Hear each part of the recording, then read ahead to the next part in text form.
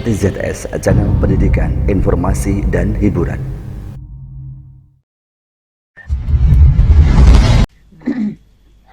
Saya akan coba mulai melaporkan pada semua teman-teman guru honorer yang ada di Wonogiri, dan mungkin ini terpantau juga karena saya tadi pagi upload di IG saya terkait dengan kegiatan pada hari ini. Jadi kalau mau pesertanya banyak, endorse-nya sama saya ya, karena followernya cukup banyak di Instagram. Tadi mungkin ada yang tanya, bolehkah kami yang di luar Wonogiri boleh gabung, tapi saya belum sempat jawab gitu. Saya akan sampaikan terkait dengan perkembangan seleksi guru SMP 3K. Sebelumnya saya ingin sampaikan potret guru kepala sekolah, pengawas sekolah di Indonesia seperti apa. Nanti di Wonogiri mungkin nanti Bu Yuli atau teman-teman bisa mempotret bagaimana dengan keadaan di Wonogiri ya. Tapi sebenarnya secara keseluruhan guru kita ini yang memang kalau dilihat dari kondisinya jumlah guru dan KS 3 juta lebih. Namun dari 3 juta ini kita perhatikan di sini yang bukan PNS itu yang besar sekali jumlahnya ya. Artinya yang PNS guru PNS itu dapat dilihat di layar ini 1.200.000 dan lebih besar jumlahnya yang guru bukan PNS 1.509.000. Ini guru negeri dan swasta ya. Artinya memang memprihatinkan. Oleh karena itu kan kita saat ini sejak Mas Menteri ini menjadi Menteri tahun 2020 ya, 2019 bahkan 2020 ini mulai sejak beliau dilantik langsung berpikir untuk penataan guru. Jadi distribusi, pemerataan dan jaminan kepastian pada guru ini sebelum kita bisa mengambil langkah-langkah untuk memikirkan kualitas dulu ya. Maka kemarin tahun 2020 itu sudah dicanangkan 1 juta guru ya, 1 juta guru pembukaan formasi, pengajuan kebutuhan 1 juta guru, karena memang kalau kita lihat dari data kebutuhan guru itu ini jumlahnya besar ini masih ada kekurangan guru. Jadi yang merangkap itu cukup banyak dari guru bukan PNS ini, dan guru bukan PNS ini yang belum bersertifikat pendidik, Bapak Ibu bisa melihat ini besar sekali 1.300.000, dan yang bersertifikat itu baru 186.000. Nah, dilihat dari data ini, kalau kita lihat ya datanya seperti ini ya, berarti memang kita harus segera pengambilan keputusan terkait dengan seleksi guru SMP 3K yang sudah dicanangkan tahun 2019 awal beliau dilantik, dan 2020 itu 2020 itu mulai sampai dijalankan di tahun 2021 ini penting karena memang keadaannya seperti ini. Jadi yang bukan PNS ini segera mendapatkan kepastian gitu ya, karena memang ini bagian dari tak terpisahkan dari keadaan guru di Indonesia. Lalu mengapa menggunakan seleksi rasional rekrut guru SMP 3K ini? Pengantar dulu ya, sejarahnya agar teman-teman tahu kenapa sekarang tuh formasinya sampai 506.000. Dan ini kalau misalnya ini disiarkan secara langsung dengan YouTube, itu mungkin teman-teman yang bertanya, teman-teman guru yang bertanya di akun IG saya bisa terjawab. Ada beberapa banyak sekali pertanyaan yang saya tidak sempat menjawabnya. Moga-moga dengan semacam kegiatan ini saya sempatkan untuk menghadiri sebagai sarana publikasi kepada teman-teman berbagai kebijakan kita. Mengapa memilih guru SMP 3K bukan CPNS? Yang pertama memang dari pemerintah tidak ada formasi CPNS untuk guru dan semua jabatan fungsional. Jadi jangan langsung memang guru nggak penting sehingga guru tidak CPNS. Tidak ya, tahun ini tuh seluruh seleksi itu adalah tahun 2021 itu seluruh 2022 seluruh seleksi itu adalah P3K ya. Jadi memang skema dari pemerintah itu adalah pegawai pemerintah dengan perjanjian kerja. Itu alasan yang utama. Kalaupun kita mau CPNS, memang dari pemerintah tidak membuka formasi CPNS untuk seluruh jabatan fungsional termasuk guru. Alasan yang kedua, Bapak Ibu yang saya hormati, saya banggakan dan saya cintai, dari jumlah guru yang ada, guru honorer yang ada, kita perhatikan di sini, ini 437-nya ribu dari guru bukan PNS di sekolah negeri, kita melihatnya sekolah negeri dulu ya, itu 59%-nya itu di atas 35 tahun. Artinya kalau mengapa kita pakai parameter umur 35 tahun, karena kalau di atas 35 itu kesempatan untuk menjadi PNS sudah tidak ada, gitu ya. Tetapi mereka kan butuh jaminan kepastian, berapapun umurnya, bahkan dibuka sampai 60 min 2, bahkan 60 min 1, 59 tahun pun masih boleh. Artinya ini memberi kesempatan seluas-luasnya kepada guru yang sudah mengabdi lama dan umurnya tidak memungkinkan untuk CPNS. Itu yang skema yang dipilih adalah ASN P3K. Kita berpikir bahwa kalau teman-teman aja mengatakan kebijakan ini tidak berpihak, itu sangat keliru. Karena kebijakan seleksi guru P3K ini sebagai kebijakan yang sangat berpihak pada guru honorer di sekolah. Komponen keberpihakan ini diatur dalam Undang-Undang Nomor 5 Tahun 2014 tentang ASN yang meliputi beberapa hal, bahwa nanti setelah teman-teman menjadi ASN P3K, berhak atas penggajian dan tunjangan yang sudah diatur besarnya oleh pemerintah, berhak untuk pengembangan kompetensi, penghargaan kinerja, bahkan untuk menjadi kepala sekolah di sekolah negeri pun ASN P3K itu sudah disesuaikan Permendikbud Nomor 6 Tahun 2018 tentang kepala sekolah. Itu salah satu ayat ditambahkan guru P3K itu dibolehkan menjadi kepala sekolah di sekolah negeri, yang nanti ini belum ada di dalam Permendikbud yang 6 yang sekarang sedang sebentar lagi akan rilis revisinya. Tapi ada juga, ini kan kalau kita lihat usia di bawah 35 tahun pun juga ada.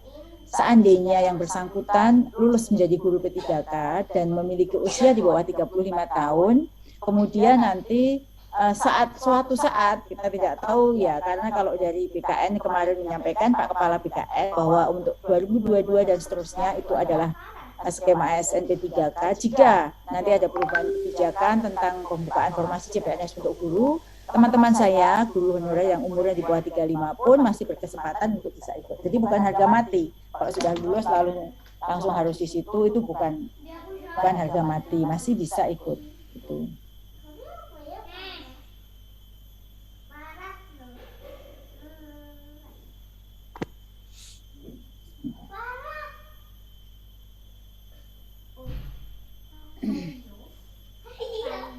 Selanjutnya teman-teman ini ya kira-kira rasionalnya. Jadi saya harap nih pesan ini sampai kepada guru-guru honorer di luar sana, di luar PGRI yang tidak ikut dalam forum ini. Ini saya tambahkan pentingnya kehadiran guru P3K di sekolah negeri. Ini kalau teman-teman bisa melihat jumlah guru seharusnya di sekolah negeri, yang seharusnya ideal ya, kalau kita lihat perhitungannya GTK melalui perhitungan yang benar, melalui rasio-rasio perhitungan, jumlah guru seharusnya di sekolah negeri itu 2,2 juta, itu yang seharusnya ya, jumlah seharusnya. Kemudian 2,2 juta ini ternyata terdiri dari PNS 1,1 juta ya, termasuk yang pensiun tahun 2021 69.000 belum kita keluarkan. Kemudian ada honorernya itu yang paling banyak 742.000 gitu ya, honorernya 742.000. Kemudian CPNS tahun 2019 dan P3K tahun 2020 jumlahnya 84.000. Nah ini berarti kan yang kita lihat sekarang adalah honorer di 742.000 itu yang sekarang masih honorer. Tentunya kita inginkan jumlah ini yang cukup besar ini kita diangkat atau mendapatkan status sebagai guru ASN P3K, yang mana dengan mereka lolos seleksi ASN P3K, maka kekurangan guru di sekolah negeri itu sedikit berkurang. Kalau kita berandai-andai, jika seluruhnya 742.000 itu terangkat semuanya saja, ya lolos, maka kita ada penurunan NAB ya waktu ujian seleksi 1 sampai pengumuman hasil itu ada kemunduran. Itu kita sebenarnya sedang memikirkan supaya lulusan lebih banyak. Namun kan yang tidak tahu dia sebut, wah tidak profesional ini, mundur. Tapi sebenarnya kalau kita lihat angka yang sebenarnya kecil, lalu kita lihat apa yang bisa kita lakukan agar lulusannya lebih banyak lagi, kita buat skema penurunan nilai ambang batas. Dan ketika kita penurunan nilai ambang batas itulah butuh revisi Kepmen itu butuh waktu. Sehingga ada kemunduran waktu, pengumuman itu sekitar 1 minggu. Itu sebenarnya bukan karena tidak profesional atau apa, kita semua sudah siap. Namun kita ingin lulusannya lebih banyak. Itu yang tidak diketahui oleh Bapak Ibu guru. Maka jika 742.000 ini itu diangkat semuanya, sebenarnya masih ada kekurangan loh. 275.000 itu tahun 2021. Yang 69.000 yang pensiun belum kita perhitungkan. Artinya kekurangan itu makin banyak lagi. Itulah alasannya mengapa kita sangat ingin semuanya guru ini kompeten ya. Karena dalam Undang-Undang ASN itu dijelaskan untuk menjadi ASN atau P3K itu adalah orang-orang profesional yang kita angkat ya, jabatan-jabatan profesional, bukan hanya pelaksana, teknis, jabatan pelaksana. Oleh karena itu butuh semacam alat yang menunjukkan bahwa yang bersangkutan itu profesional, kompeten dengan melalui uji. Nah, itu yang kita sangat ingin semuanya itu terangkat ya Bapak Ibu, bukan karena kita tidak ingin, karena kalau kita lihat supaya kita bisa melangkah ke membuka lembaran baru, itu menyelesaikan PR yang lama. Bapak Ibu yang saya hormati, 742.000 adanya guru honorer itu bukan salah guru honorer, memang sistem yang menyebabkan guru-guru itu ada di sekolah. Karena memang kekurangan guru, kepala sekolah membutuhkan guru-guru yang dapat membantu pelaksanaan sekolah itu bisa berjalan dengan baik, maka terekrutlah guru-guru honorer yang pada saat rekrut itu tidak menggunakan mekanisme perekrutan standar kompetensi yang seharusnya. Ada yang mungkin tidak sesuai dengan linearitas ilmunya diangkat karena memang kebutuhan. Jadi kita menyadari itu salahnya bersama karena seharusnya tidak ada moratorium, yang lulus selalu tergantikan, tapi proses itu tidak terjadi sehingga adalah guru-guru itu yang kita selesaikan. Jika ini selesai tahun 2021 harapannya 1 juta formasi itu terisi semua. Tahun 2022 kita fokus pada menghentikan yang pensiun dengan yang baru langsung di PPG-kan sebelum masuk ke sekolah. Itu desain pemerintah terkait dengan pemenuhan kebutuhan guru yang akan datang. Baik, saya lanjutkan. Karena kita tahu bahwa guru-guru ini punya kesempatan yang terbatas untuk bisa belajar dan mempersiapkan diri, maka Kemendikbud menyediakan materi belajar untuk persiapan yang ada di dalam laman guru belajar dan berbagi .kemendikbud.go.id, dan di sini adalah satu seri khusus seleksi guru ASN P3K. Dari seri itu, ini data sudah agak lama, itu 484.647 telah mengakses dan 255.000-nya itu telah bergabung dalam tryout. Namun Bapak Ibu, namanya juga bahan belajar itu kan itu secara konsep besarnya. Pada saat latihan soalnya ya tidak sama persis, tetapi memang teman-teman harus belajar dari modul itu kira-kira itu gambaran tingkat kesulitannya, substansinya, model soalnya, gambaran ujiannya itu seperti itu. Tetapi sepertinya teman-teman guru keliru memaknai sehingga dianggap kok tidak sama. Kalau sama ya berarti kan bocor ya.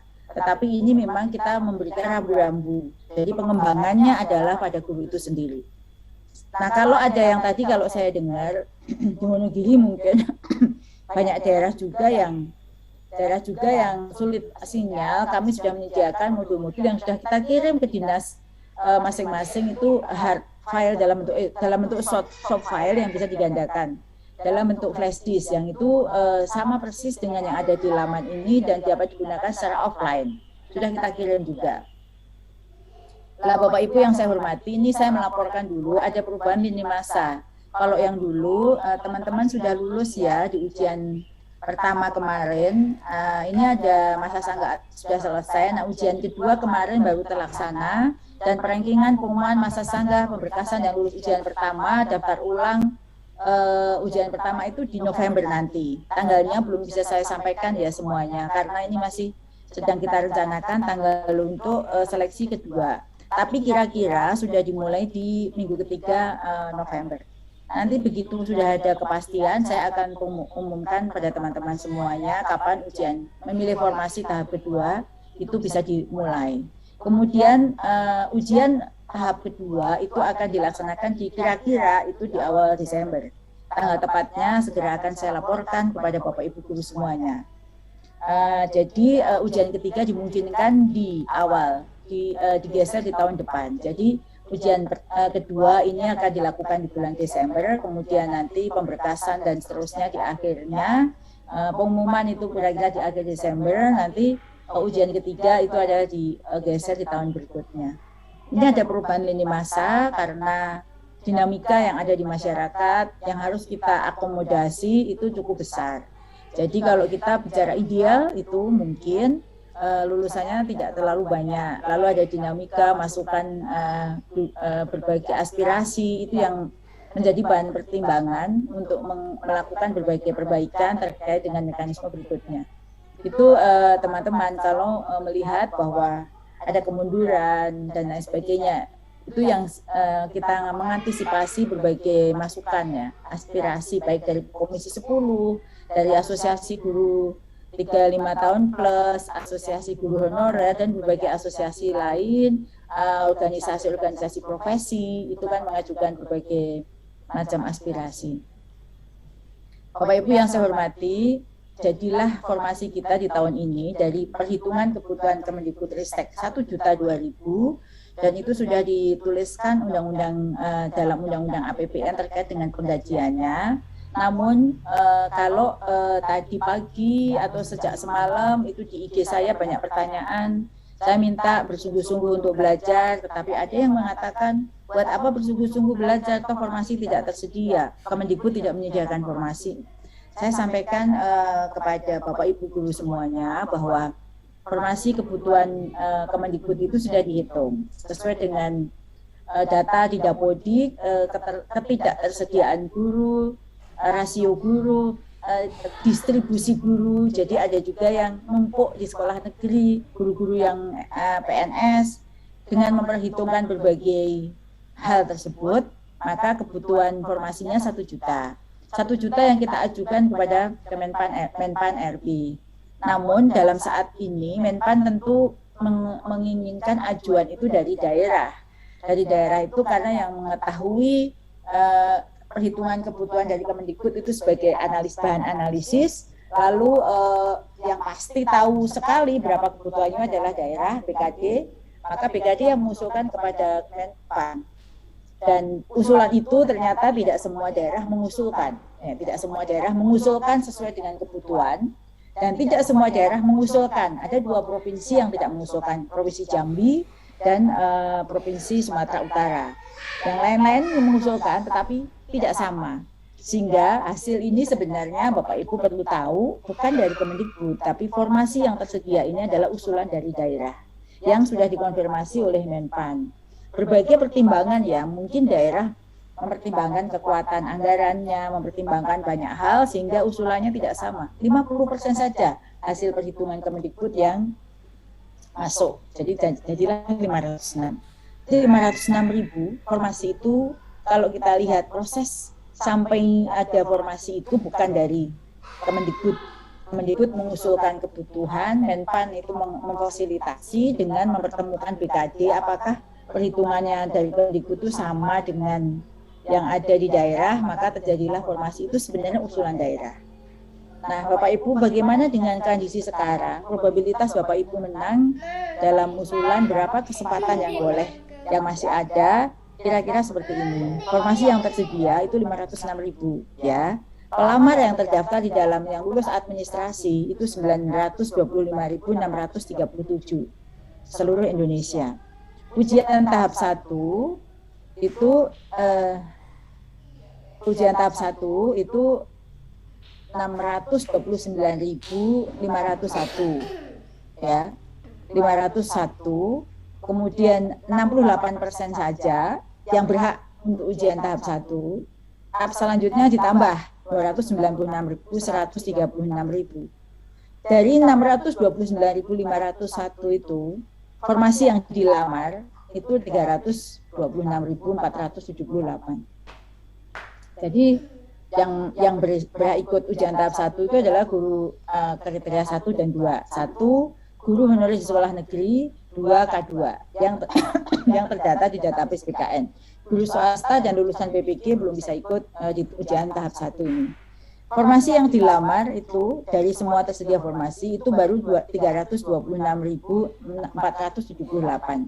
Ada formasi yang kosong yang tidak dilamar tahap 1 cukup besar, 36%. Yang siapa saja yang tidak mau itu yang daerah terpencil, Nias Utara, Halmahera Utara, Baripo, Timur Tengah Selatan, dan seterusnya seperti yang ada di layar. Lalu kalau kita lihat seperti ini, presentase formasi yang dilamar, itu sisa formasi kayak di Jawa Tengah misalnya, Jawa Tengah, itu yang dilamar 73, sisa formasi masuk 27%. Tetapi yang 73 ini belum semuanya terambil di ujian 1 ya Bapak Ibu ya. Lalu selanjutnya bagaimana dengan hasilnya kemarin? Ini ya, saya sampaikan nih. Hasil yang kemarin itu lulus dengan, kalau kita menggunakan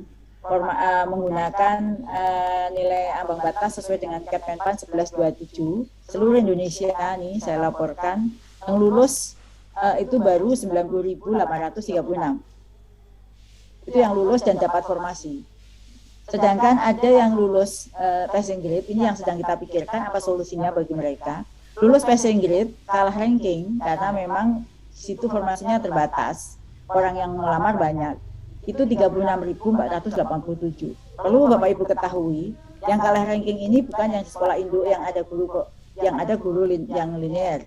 Jadi kalau misalnya ya di Wonogiri, SMP 1 Wonogiri, itu ada guru formasi untuk matematika 3 orang. Ada formasi untuk matematika 4.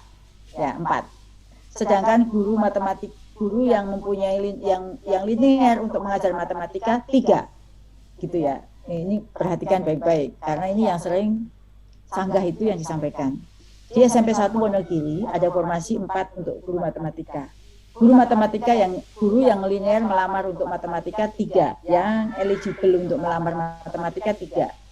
Jadi 1 ini ada sisa ya, karena di situ memang hanya 3 yang memenuhi syarat untuk melamar matematika. Sementara di Wonogiri ada 4. 3 orang ini hanya bersaing dengan dirinya sendiri.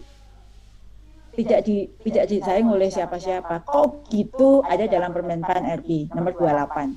Jabatan yang sudah dilamar tidak boleh dilamar orang lain. Itu sebenarnya untuk memberi kesempatan pada guru yang bersangkutan tidak bersaing dengan siapapun, hanya cukup lulus passing grade saja, gitu ya. Hanya cukup lulus passing grade karena memang memberikan afirmasi bagi guru di sekolah negeri untuk melamar di jabatan itu.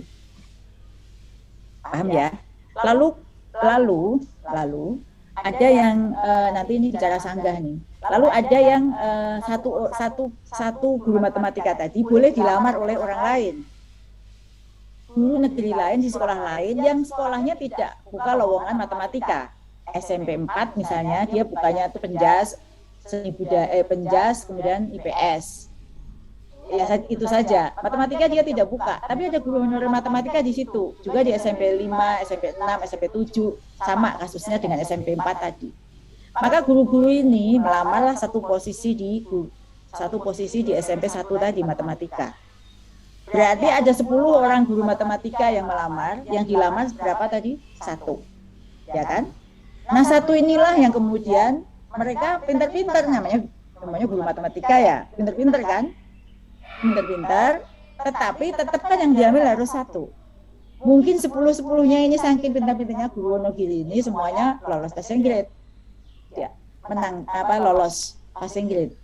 Tetapi kan tetap yang diangkat 1 kan ya Bapak Ibu. Nah, 1 inilah yang kemudian dia menjadi guru di situ dan yang lain yang 4 kalah ranking. Ya kalah ranking, inilah dia. Jadi dia itu kenapa harus begitu? Ya karena diatur dalam Permenpan RB bahwa memang yang tertinggi dulu, setelah tertinggi yang linear yang di situ dulu, yang kedua di ranking, yang terbaik yang di ranking begitu. Lalu ada pertanyaan, kok yang guru luar yang lolos saya enggak gitu ya? Mungkin setelah afirmasi enggak tahunya guru-guru yang dengan afirmasi 10 ini yang bawah ini, guru yang di luar tadi nilainya bisa lebih kecil daripada yang ada di sana, di yang tadi 1, 2, 3. Tetapi memang jadi yang lolos kok malah guru luar gitu ya. Karena tadi dia tidak hanya memperebutkan sisa formasi, barangkali nanti dilihat nilainya dengan guru induknya, yang guru luar itu lebih rendah, dia lolosnya karena bukan murni, tapi lolosnya karena ada penurunan NAB afirmasi ini. Ya kan, kalau dilihat skor murninya mungkin guru luar tadi lebih rendah daripada yang guru negeri yang tidak lolos tadi. Tetapi karena dia dapat afirmasi sehingga dia memenuhi, kok malah guru luar yang lolos, guru dalam tidak. Yang dilebut tadi formasi yang berbeda. Itu yang sanggah yang banyak sekali pertanyaan yang tidak dimengerti mengapa guru luar bisa masuk sementara saya malah tidak lolos, karena yang ada di situ kan harus lolos passing grade dulu dan hanya bersaing dengan diri sendiri. Keadaan ini yang banyak sekali pertanyaan yang saya tidak mungkin bisa menjawab satu-satu. Tapi kira-kira itu, dan ketika dijawab sanggah pun nggak terima karena memang belum mendapat jawaban seperti yang saya sampaikan ini, tidak paham. Jadi kalau kita lihat yang ini lulusnya 90.836 saja, ya kan? Loh, kok kecil ya? Waktu kita mau umumkan kecil sekali nih, sayang kesempatan ujian susah-susah kecil.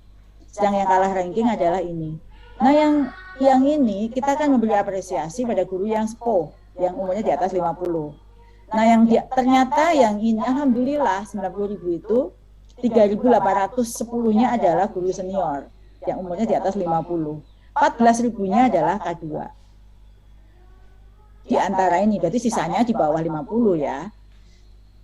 Lalu setelah itu kita pikirkan apa yang bisa kita kerjakan, memberikan apresiasi untuk guru yang sudah berumur 50 ke atas. Ya kan? Lalu sebelum ini diumumkan ke publik, lalu kita buatlah rapatlah dengan Panselnas sehingga memberikan afirmasi kepada guru yang berumur 50 tahun ke atas, itu kompetensi teknisnya dianggap sudah paham. Jadi 100 untuk kompetensi teknisnya. Tetapi dan kompetensi manajerial sosiokultural dan wawancara diturunkan 10 poin. Itu untuk umur 50 ke atas. Sehingga dengan ada afirmasi itu luluslah nambah 4.532 guru di atas 50 tahun. Namun meskipun lulus sebesar ini 3.803-nya kalah ranking karena memang yang tadi saya ceritakan kasus yang nomor 1. Belum cukup sampai di situ, lulusannya belum banyak, sisanya semuanya tanpa kecuali kan semua berhak mendapatkan penghargaan, maka diturunkanlah NAB teknisnya 10 poin, 10% atau 50 poin lagi, sehingga makin banyak yang lulusnya 77.961, namun kalah ranking lagi 53.628, sehingga lulusan pada saat prasanggah setelah ada NAB baru, Kepmenpan yang baru, dengan menurunkan afirmasi-afirmasi tadi, itu jadi tambah dari 90.000 menjadi 173.000. 173.000 itu sudah alhamdulillah 53,7% dari formasi yang tersedia saat yang dilamar saat itu. Namun Bapak Ibu tenang saja karena total ini adalah baru 34,2% dari seluruh formasi yang tersedia. Jadi ujian kedua ini memperebutkan sisa formasinya 66%-an, ya 66%-an. Ini yang saya sampaikan kondisi yang saat ini bahwa masih ada 66% yang akan Bapak Ibu rebut lagi di ujian kedua dan ketiga. Gitu ya. Jadi yang kita melihat di sini ada perubahan-perubahan dengan afirmasi yang diberikan. Mengapa ada afirmasi penggolongan umur itu tidak bisa diakomodir? Itu adanya di Permenpan. Misalnya kan ada aspirasi masyarakat bahwa dibedakan antara yang pengalamannya 20 tahun ke atas, 15 sampai 20, 10 sampai 15, itu tidak bisa diakomodir karena itu harus ganti Permenpannya. Dan itu yang pertama. Yang kedua, data Dapodik yang menjadi pokok asal kita melakukan seleksi ini itu berdiri baru tahun 2015. Jadi record Bapak Ibu guru terkait dengan masa kerja itu tidak ada di Dapodik. Itu hanya berdasarkan pengakuan saja. Nah, pengakuan itu pas sanggahnya pasti akan banyak karena sanggah sekarang pun banyak sekali perubahan data dan itu disetujui oleh kepala sekolahnya. Hanya untuk membantu guru-guru tersebut agar bisa tambah afirmasi. Jadi kita ingin yang lebih transparan, akuntabel, hanya data yang ada di dalam Dapodik. Sehingga afirmasi itu diberikan pada semuanya saja. Yang penting 3 tahun berturut-turut ada di Dapodik, maka dia dapat afirmasi. Nah ini kemarin setelah data prasangga jumlahnya sekian ini, lalu Bapak Ibu kenapa kita dalam Permenpan diberi kesempatan bagi yang tidak puas dengan hasil yang diperoleh, ada mengajukan sanggah untuk melakukan sanggah terhadap pengumuman hasil seleksi. Hasil administrasi sudah, itu hanya 5 saja orang yang gugur administrasi setelah melalui sanggah. Dan ini pun ada jika hasil itu tidak sesuai dengan yang terjadi di lapangan atau dengan kondisi fakta Bapak Ibu sendiri, itu boleh melakukan sanggah. Sudah itu bukan untuk orang lain, tapi untuk dirinya sendiri. Kalau mengajukan sanggah, kenapa dia yang lulus, kan bukannya dia A, dia B, dia C, itu bukan. Sanggah itu untuk diri sendiri saja. Jadi itu sebenarnya intinya fokuslah pada diri sendiri, jangan lihat orang lain ya. Supaya berkah lah, itu fokusnya diri sendiri. Kan orang lain itu yang kita sudah melakukan identifikasi dan verifikasi data yang sangat rumit, sangat lama, sangat hati-hati, supaya tidak ada satupun yang dirugikan dengan keadaan ini. Maka waktunya butuh waktu untuk melakukan verifikasi satu-satu gitu. Setelah sanggah itu kita cek satu-satu manual ya, karena memang kan mereka mengajukan berkas untuk sanggah. Nah hasil sanggah ini menjadi perubahan konfigurasi lulusan. Kalau tadi itu ada yang lulus menjadi tidak lulus, ada yang lulus menjadi tidak memenuhi syarat, Bapak Ibu. Siapa yang lulus menjadi tidak lulus ya karena setelah sanggah itu ada yang diterima, sehingga menggeser mereka yang sudah di sekolah itu yang tadi ranking tadi lulus menjadi kalah ranking. Itu terjadi perubahan, ada penambahan yang lulus sekitar 400 orang. Sehingga dari yang semula lulus murni 91.000,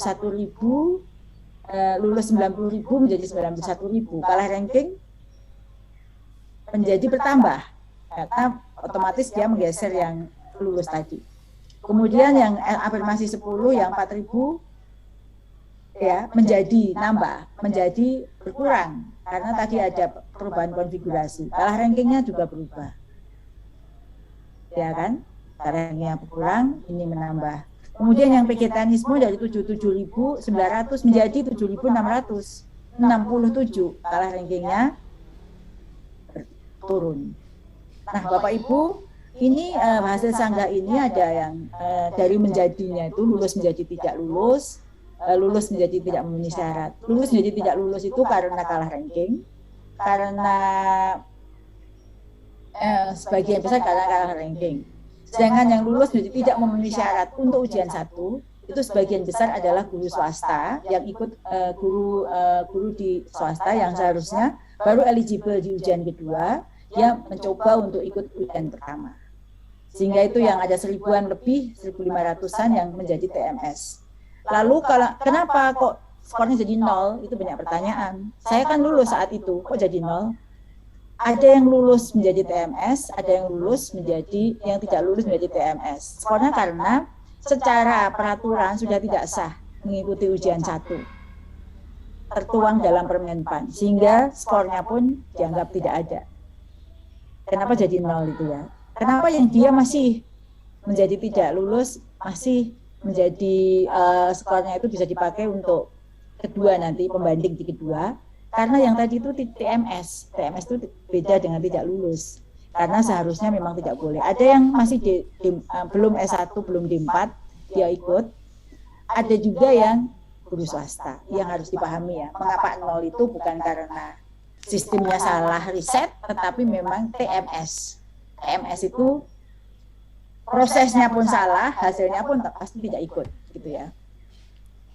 Nah itu kira-kira Bapak Ibu terkait dengan perkembangan seleksi ujian kompetensi 1 dan persiapan untuk ujian kompetensi 2.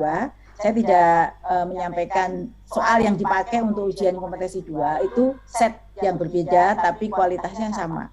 Jadi kita punya set soalnya banyak, itu yang nanti akan diacak dipakai di ujian kedua. Kurang lebih substansi, tingkat keberatannya, tingkat kesukaran, daya pembedanya sama. Tidak ada penurunan kualitas soal. Semua afirmasi masih digunakan di ujian kedua. semua penurunan NAB yang kemarin diperbaiki melalui Permen Menpan juga masih digunakan. Silakan siap-siap Bapak Ibu, tetap semangat ya, jangan mengeluh terus, tetapi kesampingkan dulu semua keluhan, tetapi yang paling diutamakan adalah kesiapan fisik dan mental untuk ujian kedua. Jadi tidak ada gunanya terus mengeluh, menghujat, dan mengomel-omeli orang. Yang penting itu tetap hasil ujian, ya apapun itu. Kalau memang ada ketidakpuasan, silahkan. Itu nanti bisa disampaikan melalui saluran-saluran yang resmi. Kalau untuk NAB, untuk semuanya itu di Panselnas ya. Kalau di Kemendikbudristek ini hanya menyiapkan penyelenggaraan ujiannya. Jadi panitia ujian ini bukan hanya Kemendikbud, tapi penyelenggara ujiannya untuk ujian seleksi ini semua ada di Kemendikbud, tetapi semua keputusan tentang nilai ambang batas, afirmasi, perubahan mekanisme itu adanya di Panselnas. Demikian Pak materi dari saya, semoga bermanfaat untuk Bapak Ibu semuanya. Jika ada pertanyaan dipersilahkan nanti dalam forum diskusi. Waktu saya kembalikan. Assalamualaikum warahmatullahi wabarakatuh. Waalaikumsalam warahmatullahi wabarakatuh. Terima kasih kepada Ibu Profesor Dr. Nunuk Suryani, Magister Pendidikan, yang telah memberikan arahan, bimbingan, dan info-info penting lainnya. Kehadiran Ibu mendapatkan apresiasi dan antusias yang luar biasa dari GTK di seluruh Indonesia. Izin kami sampaikan Ibu, peserta Zoom ini sekitar 900-an peserta Ibu, semuanya terdiri dari GTK di seluruh Indonesia. Di antaranya ada Kalimantan Tengah, Lombok, Cilacap, Cirebon, Banten, Sumatera Utara, Malang, Bandung, Yogyakarta, Singkawang, dan beberapa kabupaten di Provinsi Jawa Tengah, serta daerah-daerah lainnya. Tentunya hal ini sangat bermanfaat bagi kami semua dan akan membawa secercah harapan untuk teman-teman GTK Kabupaten Wonogiri pada khususnya dan teman-teman GTK di seluruh Indonesia pada umumnya. Amin. Bapak Ibu yang kami hormati, luar biasa sekali pemaparan materi dari Profesor Nunuk. Bagi yang ingin menyampaikan pertanyaan, langsung saja panjenengan menyampaikan dengan raise hand atau menuliskan pertanyaan di kolom chat Zoom meeting ini. Diberi kesempatan untuk 3 penanya pertama. Monggo Bapak Ibu. Ya, di sini ada Bapak Ikhwan, Bapak Iwan. Monggo kami persilahkan Bapak Iwan, silahkan memperkenalkan diri terlebih dahulu, kemudian menyampaikan pertanyaan kepada Ibu Nunung. Selamat pagi Bu Nunung bersama teman-teman semuanya. Mohon maaf, tidak bisa terlihat karena faktor Apa-apa Pak, yang penting suaranya merdunya sampai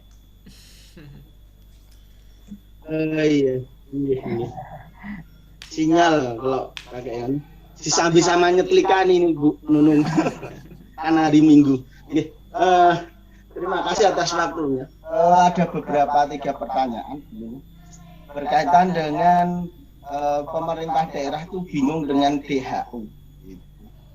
Penggajian kita itu nanti masuknya lewat situ kalau bisa.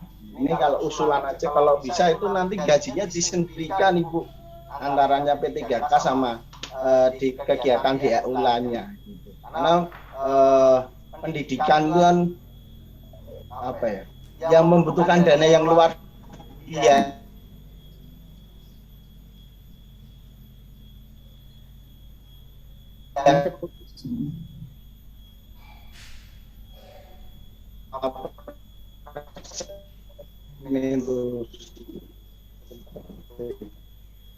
Yang kedua berkaitan dengan teman-teman kita yang sudah lulus passing belum dapat formasi yang belum disampaikan mohon dulu berhadap dia dapat pemerintah daerah mempunyai rasa khawatir, nah ini saya membuka formasi banyak sesuai dengan kebutuhan, nanti siapa yang membiayai. Kalau bisa tertulis saja lah, harapan saya tertulis betul-betul itu bisa pemerintah daerah yakin.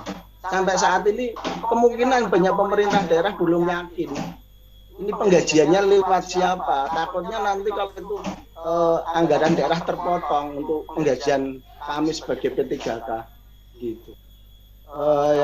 Yang selanjutnya, terima kasih Bu Nunuk, saya juga ikut lolos di tahap 1 berkat teman-teman semua IGI, teman-teman yang lain, beberapa komunitas itu saya K2 termasuk lolos di tahap 1. Mungkin hanya itu aja. Terima kasih Bu Nunuk, bisa dilanjut, monggo. Monggo, Ibu Nunuk, apakah mau menjawab langsung pertanyaan dari Bapak Iwan ataukah Saya jawab nanti kalau ada sudah pertanyaan yang sama untuk tidak ditanyakan lagi ya. Untuk teman-temannya berikutnya. Jadi terkait dengan penggajian itu P3K itu adalah pegawai pemerintah dengan perjanjian kerja, pemberi kerjanya adalah kepala daerah. Jadi bukan menteri ya, bukan kementerian. Jadi disebut dengan P3K itu antara penerima dan pemberi kerjanya itu pemerintah daerah. Karena pemerintah daerah maka gajinya harus melalui DAU, dana alokasi umum. Dana alokasi umum itu diperoleh melalui dana transfer umum yang diberikan oleh pemerintah pusat. Jadi sebenarnya itu gajinya memang APBN, tetapi mekanisme penggajian guru P3K dan seluruh P3K daerah itu melalui dana alokasi umum yang sudah tertulis di situ di dalam peraturan undang-undang APBN. Kalau undang-undang APBN yang kemarin sudah dibaca untuk tahun 2021, RUU APBN 2022, saya sudah melihat itu sudah dituliskan di situ. Ada earmark itu hanya boleh dicairkan untuk kepentingan itu, earmark untuk beberapa hal, antara lain gaji P3K yang mempertimbangkan seleksi, kemudian juga untuk gaji P3K yang mempertimbangkan seleksi, kemudian untuk pemulihan ekonomi dan penanganan COVID. Pemerintah daerah memang harus pandai untuk membagi, jadi tidak ada kamar-kamar khusus dari yang di earmark itu. Nah, untuk tahun 2022 semestinya setiap pemerintah daerah sudah mempertimbangkan berapa orang ASN P3K yang akan diangkat dan diperhitungkan gajinya. Sedangkan untuk tahun ini paling tidak kan tinggal 1 bulan ini saja gitu ya. Itu sebenarnya ada yang 15 triliun yang di-earmark untuk kepentingan itu tadi. Tapi berdasarkan audiensi dengan beberapa pemerintah daerah yang datang ke Kemendikbudristek IGTK, sebagian anggaran sudah digunakan untuk kepentingan lain. Jadi begitu yang harus diketahui. Memang sudah disepakati dan Bu Menteri Keuangan sendiri yang sudah menyampaikan pada saat peluncuran seleksi ASN P3K kemarin ya Pak ya, seperti itu. Kemudian yang kedua terkait dengan yang sudah lolos passing grade tetapi belum mendapatkan formasi, kami sedang memikirkan apakah yang bersangkutan kebijakan baru terkait dengan hal ini. Ini nanti akan disampaikan pada saat menjelang pengumuman pembukaan formasi seleksi tahap kedua. Tapi sebenarnya begini, dalam setiap persaingan itu pasti ada pemenang. Itu namanya ujian. Ya. Kalau dalam setiap ujian itu ada rankingan dimanapun adanya, gitu ya. Dan itu diatur dalam peraturan Permenpan. Untuk semuanya. Jadi kalau guru ini kemarin Kemendikbudristek melakukan 3 kali itu memberikan kesempatan pada guru-guru untuk lebih banyak mencoba untuk dapat mencoba. Kalau sekarang belum lulus, mungkin ada pertimbangan psikologis atau hal lain, maka diberi kesempatan kedua dan ketiga. Sedangkan untuk P3K yang Jafung yang lain tidak ada, hanya 1 kali itu sudah menentukan nasibnya. Mekanismenya sama persis. Jadi ada perankingan. Jadi kalau kita lihat ada orang yang sama-sama bagus, tentu kan diambil yang terbaik.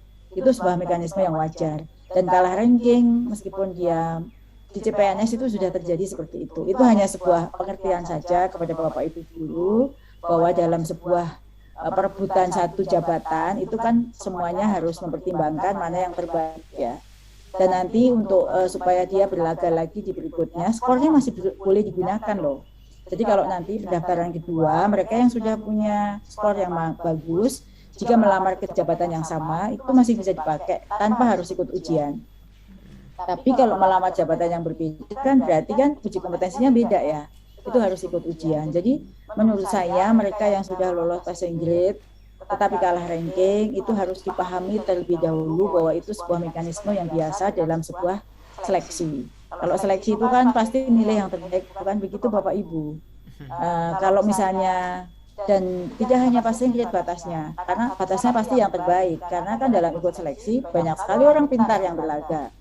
Orang pintar yang berlaga itu pasti semua lolos passing grade, jadi bisa jadi passing grade-nya memang rendah sehingga orang banyak masuk, sehingga setelah itu akan dipilih mana yang terbaik. Yang kalah ranking itu hal yang wajar.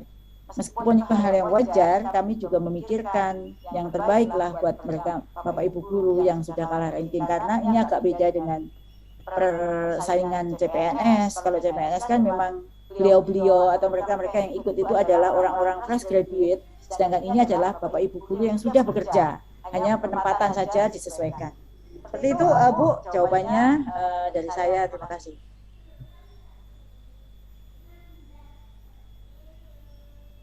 Ibu moderator, waktu saya kembalikan. Ya, terima kasih Ibu yang sudah memberikan jawabannya dengan sangat gamblang. Dan di sini masih ada yang ingin bertanya. Ternyata banyak sekali yang ingin bertanya. Ibu, sini saya beri kesempatan kepada Ibu Resnaning Puji Astuti. Monggo Ibu, silahkan menghidupkan mikrofonnya dan langsung bertanya kepada Ibu Nunu. Assalamualaikum warahmatullahi wabarakatuh, Bu Nunu. Ya, Bu. Sebenarnya saya sudah ikhlas dengan hasil tes tahap 1. Cuma gini, Bu. Saat pengumuman kedua ya. Pengumuman kedua itu yang swasta kan dinolkan, yang dapotiknya double dengan swasta dinolkan. Tapi yang dapodik terus double dengan Kemenak kok tidak gitu loh. Hanya itu saja yang saya tanyakan, Bu. Baik, ya kalau Kemenak itu punya kebijakan dari Kemenak sendiri, Bu. Karena kalau ya Kemenak itu ada peraturan Menteri Agama yang mengatur terkait dengan pengadaan guru, pembinaan, pengembangan, dan semuanya ada di Kemenak. Jadi untuk Kemenak kebijakannya di Kemenak, dari Kemendikbud itu di Kemendikbud. Jadi maka Kemenak itu usulannya hanya sedikit sekali, itu ya Bu ya. Itu saja. Jadi ada beda kebijakan di dalam hal ini. Ibu dari swasta ya Bu ya?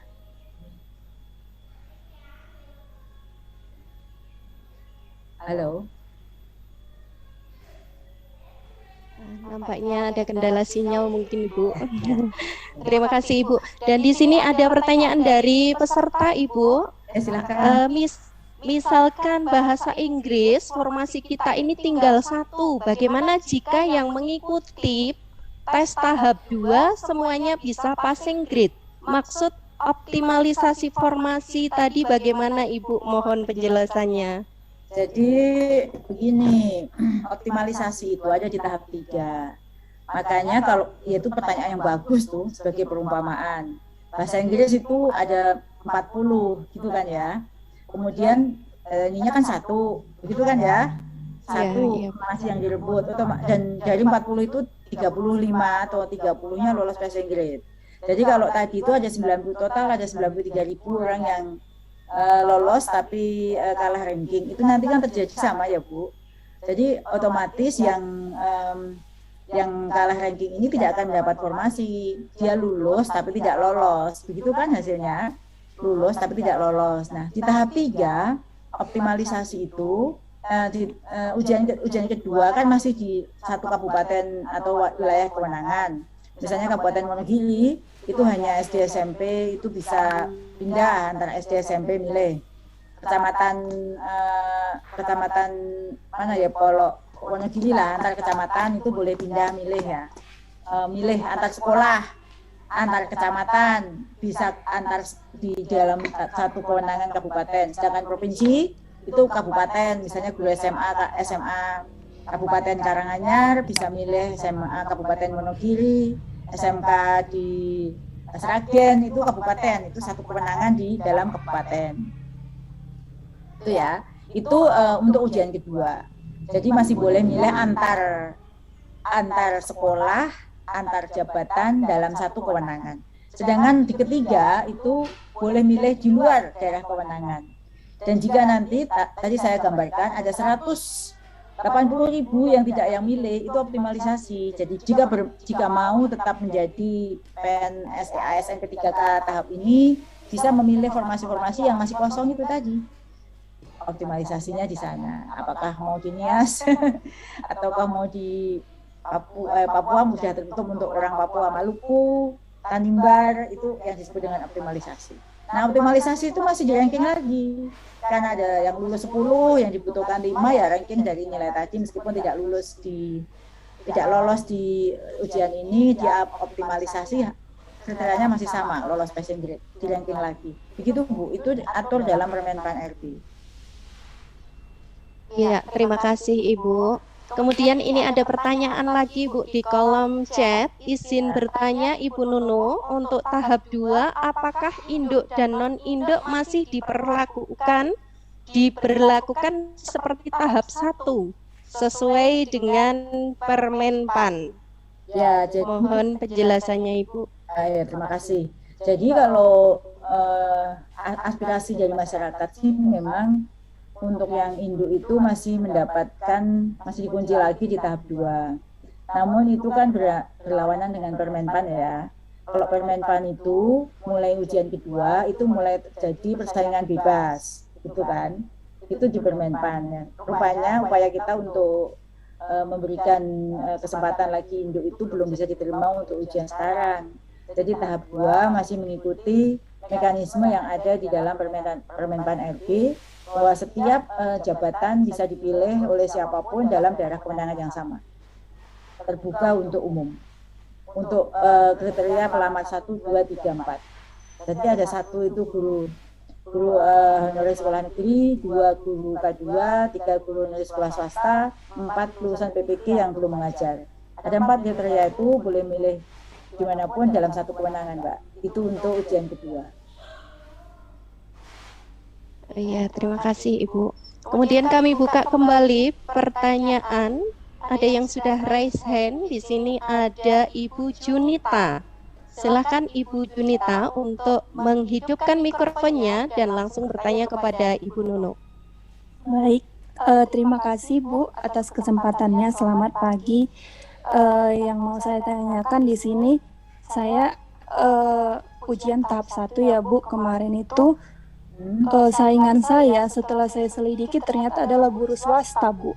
Saya melakukan sanggah, tapi sanggah saya itu jawabannya berlawanan dengan apa yang saya sanggahkan Bu. Padahal saya sudah upload bukti-bukti yang diberikan. Nah, yang saya jadi pertanyakan, teman saya yang lain yang ternyata saingannya adalah guru swasta, nilainya dinolkan, tapi beberapa dari kami yang ternyata saingannya juga adalah guru swasta, yang jelas-jelas dia saat ini sudah tidak mengajar di swasta. Kenapa kami tidak diperhatikan gitu Bu? Ada beberapa, tapi beberapa yang lain nilainya kan dinolkan seperti yang ditanyakan oleh rekan yang lain tadi ya Bu ya. Apakah karena kami tidak memiliki sertifikat pendidik jadi kami tidak dilihat sanggahannya Bu? Seperti itu pertanyaan dari saya. Terima kasih Bu. Iya. Saya jawab langsung ya Mbak. Jadi begini, setiap sanggah yang maju itu kita konfirmasi dengan bukti fisik. Jadi bukti fisiknya itu tertera dalam Dapodik. Ada juga yang salah ya, misalnya yang salah itu contoh. Teman-teman itu sebenarnya bukan salah karena dia itu sebenarnya sudah pindah di sekolah swasta. Ditugaskan di sekolah swasta, tetapi Dapodiknya itu masih ada yang menggunakan masa, karena kan di situ adalah yang boleh ikut ujian adalah guru yang terdaftar di Dapodik. Ya. Dan guru yang penting terdaftar di Dapodik. Tapi ketika afirmasi baru yang aktif 3 tahun berturut-turut, maka ada yang terdaftar di Dapodik, dia ngajar tahun berapa, dia tidak aktif, kemudian dia menjadi operator, ya kan? Kemudian dia mengikuti lagi. Dia statusnya guru, tapi 1 tahun 2 tahun off, dia bisa ngikut. Ada pertanyaan sanggah nih, kok dia operator bisa ngikut, tapi dia pernah jadi guru, dia terdaftar di Dapodik sebagai guru. tapi dia 2 tahun 3 tahun tidak mendapat jam mengajar, dia boleh ikut tetapi tidak ada afirmasi apapun. Satu. Kemudian yang tadi pertanyaan Ibu tadi, jadi ketika menyanggah itu menyanggah untuk dirinya ya, bukan menyanggah orang lain. Kalau tadi kenapa dia yang lulus bukan saya, itu pasti nggak diperhatikan karena sanggahan itu hanya untuk diri sendiri. Mengapa saya tidak? Karena saya merasa saya 3 tahun berturut-turut, kenapa afirmasi 3 tahun berturut-turut tidak tidak saya dapat, gitu kan? Misalnya merasa. Ternyata setelah kita cek, yang seperti itu banyak. Sebagian besar sanggahan itu merasa dirinya berhak untuk mendapatkan afirmasi di atas 35 tahun dengan 15 poin atau 75 karena merasa 3 tahun berturut-turut, syaratnya ada tertulis jelas 3 tahun berturut-turut tanpa putus mengajar di Dapodik. Artinya mungkin ada ibu bapak yang setelah kita cek itu tidak berturut-turut, jadi ada 1 semester 2 semester 1 tahun 2 tahun putus, sehingga tentu kalau itu sampai kita beri afirmasi itu ada yang bisa mem-PT-UN kan, karena dasarnya bukti dia 3 tahun kenapa dapat afirmasi. Nah itu yang harus dilihat lagi untuk melihat kembali ya, karena kami itu menerima WA banyak sekali yang seperti itu, bahkan dari menggunakan berbagai kekuatan itu untuk menyampaikan ya, tapi kita berpegangnya pada data yang ada di dalam Dapodik bahwa 3 tahun berturut-turut tanpa putus itu ada di dalam pasal Permenpan RB 28 untuk mendapatkan afirmasi 15%. Tidak ada pengaruhnya yang punya serdik atau tidak, karena kan ketentuan serdik itu langsung dapat 100, ya kan? Serdik itu langsung, yang guru negeri yang punya serdik itu pasti lolos karena dia dapatnya kompetensi teknis 100. Sedangkan guru swasta itu sudah pasti. Kalau kok ada swasta yang tidak, ada swasta yang nilainya 0, berarti dia sebenarnya dari swasta sudah secara sah kita teliti dia sudah menjadi guru negeri, dia tidak dapat afirmasi, tetapi dia jadi guru negeri yang skornya tidak 0 ya. Jadi itu semuanya dasarnya adalah bukti. Jadi kalau menyanggah sanggahannya itu mengapa dia lulus itu pasti tidak diperhatikan, karena sanggah itu adalah untuk dirinya, bukan untuk orang lain. Sedangkan sanggah yang untuk orang lain itu misalnya kadis, kepala dinas itu bisa bersurat ya, tidak ada dalam SSCASN, tapi karena dia yang tahu persis data A, B, C, D, dia bisa bersurat, itu baru nanti menjadi pertimbangan tim Panselnas. Itu kira-kira jawabannya ya Bapak Ibu. Iya, terima kasih Ibu. Dan ini ada satu lagi Ibu. Ya. Dari peserta, kapan pemberkasan lolos tahap 1 Ibu? Kemudian mungkin nggak jika di tahap 2 pemerintah kabupaten menutup untuk pengisian formasi di tahap 3? Ya. Mohon penjelasannya Ibu. Ya, pemberkasan tolong Bapak Ibu ngecek di akun SSCASN-nya. Karena di situ SSCASN pemberkasan itu sudah bukan kewenangan kita Kemendikbud ya. Kita sudah mau menyediakan dan pemberkasan itu ada di BKD. Jadi nanti BKD yang mengirimkan pesan lewat akun SSCASN-nya seharusnya ini sudah dimulai. Tapi memang mungkin belum karena kan baru ketentuan ujian seleksi kedua ini kan baru akan dibuka. Sedangkan pertanyaan kedua, ini pertanyaan terakhir ya Mbak kan. Di sebelah saya ada agenda. Saya tahu kalau banyak sekali yang raise hand ya, dan nanti akan saya buat ini IG live, nanti saya umumkan kalau memang ada pertanyaan di live IG. Tapi pertanyaan yang kedua tadi itu tidak disetujui oleh Panselnas. Jadi ada daerah-daerah karena mempertimbangkan anggaran. Jadi sebenarnya anggaran itu ketidakpahaman ya, bukan ketidakpahaman. Informasi dari DJA, Direktorat Jenderal Anggaran itu belum sampai dengan baik kepada daerah bahwa merasa anggaran DAU-nya tidak ada. Sebenarnya itu ada, sehingga mereka kemarin sudah teridentifikasi. Kemarin sore, hari Jumat sore itu rapat Panselnas membahas hal ini, itu tidak disetujui. Jadi daerah-daerah yang sudah tanda tangan surat pernyataan SPPJM bahwa Kabupaten A akan menerima formasi 3.000, ternyata di ujian 1 baru lolos 1.000, yang 2 mau ditutup. Itu kan ya yang pertanyaannya. tidak mau lagi itu tidak diterima. Jadi tetap akan dibuka formasi sesuai yang awal 506.000. Demikian Bapak Ibu yang saya cintai, saya hormati, saya banggakan. Jawaban dari saya itu sekaligus saya tadi sambil paparan, sambil menjawab berbagai pertanyaan publik terkait dengan beberapa hal. Saya berjanji akan memberikan satu forum untuk teman-teman khusus ini di lain waktu, karena saya tahu banyak sekali yang mengganjal di hati Bapak Ibu terkait dengan hal ini. Terkait dengan seleksi guru P3K ini banyak sekali yang tidak dipahami. Jadi setiap apapun yang Ibu Pak Ibu sampaikan, buruk atau tidak, yang saya sampaikan Mbak Paryanti, itu di akun saya itu 50% haters, 50% bukan.